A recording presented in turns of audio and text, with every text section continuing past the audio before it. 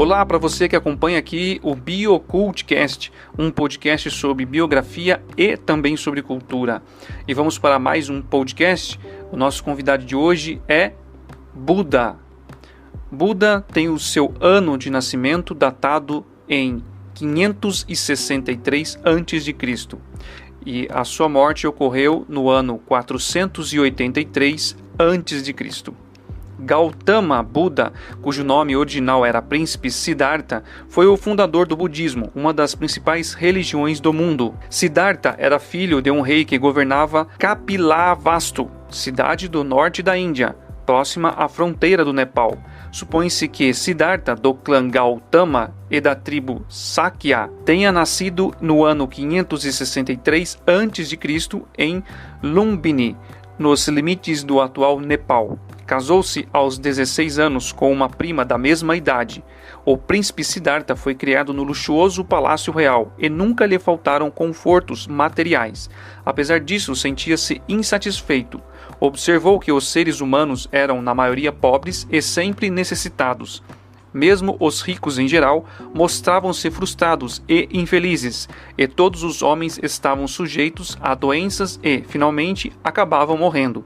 Com certeza, pensou Siddhartha, deve haver algo na vida além de prazeres passageiros que são muito cedo apagados pelo sofrimento e pela morte. Aos 29 anos de idade, logo após o nascimento de seu primeiro filho, Gautama decidiu abandonar seu modo de vida e devotar completamente à procura da verdade.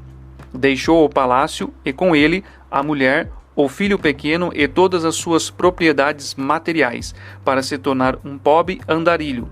Durante algum tempo, estudou com vários dos mais famosos religiosos da época, mas, após haver absorvido seus ensinamentos, não considerou satisfatórias as soluções propostas para os problemas da condição humana. Sendo então amplamente aceita a crença de que o rigoroso asceticismo fosse o caminho da verdadeira sabedoria, Gautama tentou tornar-se asceta, sofrendo por muitos anos com jejuns extremados e automortificação corporal. Percebeu, entretanto, que atormentar o corpo só atrapalhava seu cérebro, sem que fosse conduzido para mais perto da verdadeira sabedoria. Voltou, portanto, a comer normalmente e abandonou o asceticismo. Em solidão, devotou-se aos problemas da existência humana. Finalmente, uma tarde, estando sentado sob os galhos de uma figueira gigante, todas as peças do quebra-cabeça pareceram encaixar-se no devido lugar. Siddhartha passou toda a noite em profunda reflexão e, quando amanheceu, estava convencido de que havia encontrado a solução que se transformara em um Buda, um iluminado. Nessa época, 35 anos de idade e durante os restantes 45 anos de vida, viajou por todo o norte da Índia, pregando a sua nova filosofia para quem estivesse disposto a ouvi-lo. Ao morrer, no ano 483 a.C., havia convertido milhares de pessoas. Apesar de suas palavras não terem sido escritas, seus discípulos haviam memorizado muito de seus ensinamentos, que foram passados oralmente para as gerações seguintes. Os principais ensinamentos de Buda podem ser resumidos no que os budistas denominam 4 nobres verdades.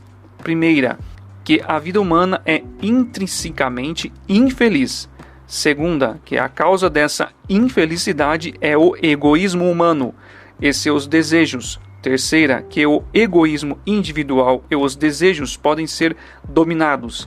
A condição resultante quando todos os seus desejos e demandas forem eliminados é o nirvana, abre aspas, soprar com força para fora, ou extinguir, fecha aspas. E quarta, que o método para escapar do egoísmo e do desejo é o chamado caminho de 8 degraus: visão, pensamento, discurso, ação, modo de vida, esforço, consciência e meditação corretos. Acrescente-se que o budismo é aberto a todos, independente de raça, e que, diferente do hinduísmo, não existe distinções de casta. Por algum tempo após a morte de Gautama, a nova religião propagou-se lentamente. No século III a.C., o grande imperador da Índia, Asoka, converteu-se ao budismo. Seu apoio favoreceu a rápida expansão da influência e dos ensinamentos budistas na Índia e nos países vizinhos. O budismo espalhou-se para o sul, no Ceilão, e para o leste, na direção da Birmânia, atualmente Myanmar. Dali alcançou todo o sudeste da Ásia e para o sul a Malásia e o que hoje é a Indonésia. Ampliou-se também para o norte, diretamente para o Tibete, e para o noroeste, no Afeganistão e Ásia Central. Estendeu-se da mesma forma para a China, onde conquistou grande número de adeptos, e dali para a Coreia e o Japão. Na própria Índia, a nova fé começou a declinar no ano 500 e quase desapareceu depois de 1200. Na China e no Japão, entretanto, tornou-se a principal religião. No Tibete e no sudeste da Ásia, permanece como a religião principal há muitos séculos. Os ensinamentos de Buda só foram escritos vários séculos após sua morte e, compreensivelmente, o movimento dividiu-se em várias seitas. As duas mais importantes divisões do budismo são o ramo Theravada, dominante no sul da Ásia, sendo considerada pela maioria dos estudiosos ocidentais a que mais se aproxima dos ensinamentos originais de Buda, e o ramo Mahayana, em geral dominante no Tibete, China e norte da Ásia. Uma das razões do desaparecimento do budismo na Índia prende-se à absorção pelo hinduísmo e de muitas ideias e princípios budistas.